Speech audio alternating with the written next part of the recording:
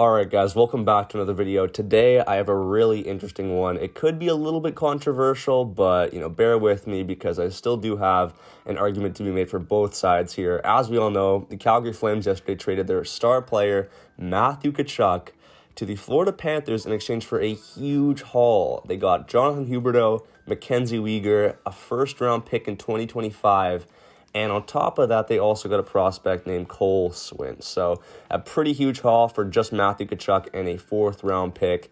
But I'm still here to talk about why I feel this trade could either go one of two ways.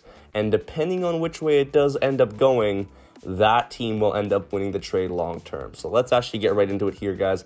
But before I actually get into my reasoning, make sure you answer today's question of the day of who you actually think won the trade between the Calgary Flames and the Florida Panthers. Because I do feel, although it does seem one-sided at first, it's actually a lot closer than you might think. But anyways, man, make sure you like the video, subscribe if you're new around here, and without further ado, let's actually get right into it. So I just wanted to clarify, I feel like this trade can go one of two ways, and depending on which way it actually goes, I think both teams have a chance of actually getting the better hand on this trade here. First, let's get the obvious one out of the way and talk about why I feel the Flames are the current victors over the Panthers in this trade. And it's pretty easy to see why this is the more popular pick and why people are generally siding to the Flames side here when it comes to, who actually won the trade. And the main reason for it is because the Flames just simply got more value in return than what the Panthers got. And, obviously they got Jonathan Huberdeau, Mackenzie Weegar, Cole Swint, and a first-round pick over just Matthew Tkachuk in a fourth. And you could argue that Jonathan Huberdeau himself is a better player than Tkachuk. Sure, he's a little bit older, but, the guy got 115 points this last season. Mackenzie Weegar is a top two defenseman, arguably, a first-round pick, and a prospect. Like, that is pretty decent, right?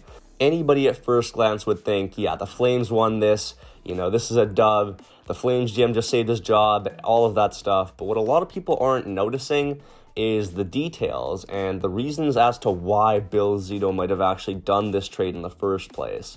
So let's talk a little bit now about why I feel the Panthers have the potential in the future to actually be the victors of this trade.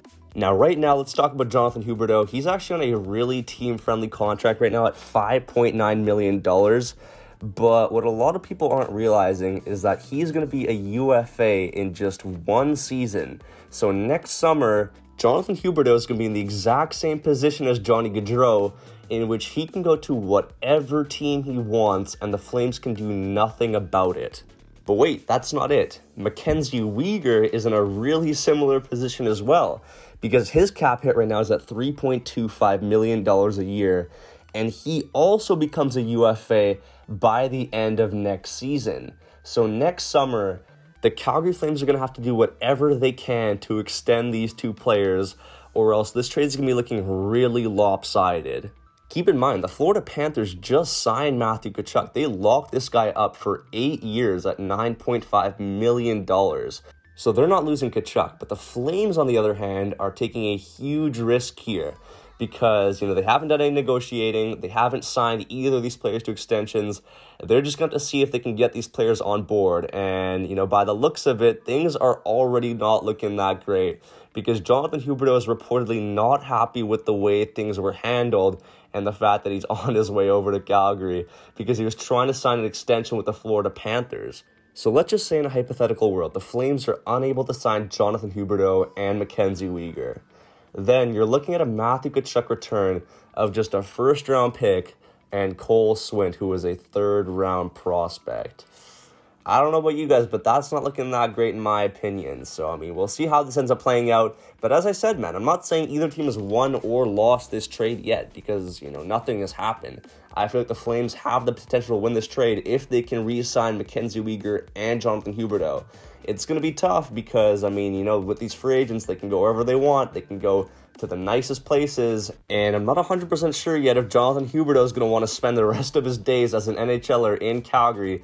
Same thing with Weegar, but, if they do end up signing them to long-term extensions and lock them up for the rest of their careers, then fair play. I think they've won the trade.